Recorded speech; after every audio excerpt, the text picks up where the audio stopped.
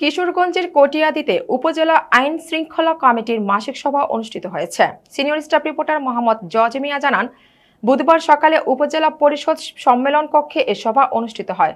এ সময় উপজেলা নির্বাহী কর্মকর্তা শামীমা আফরোজ মার্লিজের সভাপতিত্বে ও উপজেলা সহকারী ভূমি কমিশনার লাবণী আক্তার তারানার সঞ্চালনায় প্রধান অতিথি হিসেবে উপস্থিত ছিলেন কিশোরগঞ্জ ২ কটিয়াদী পাকুন্দিয়া আসনের সংসদ সদস্য অ্যাডভোকেট জালাল উদ্দিন।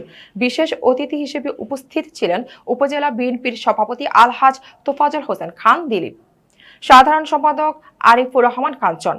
এছাড়াও উপস্থিত ছিলেন কটিয়াদী মডেল থানার ভারপ্রাপ্ত কর্মকর্তা মাহবুবুর রহমান, পৌর বিএনপির সভাপতি আশরাফুল হক দাদন ও সাধারণ সম্পাদক সাজাদুর রহমান সজল।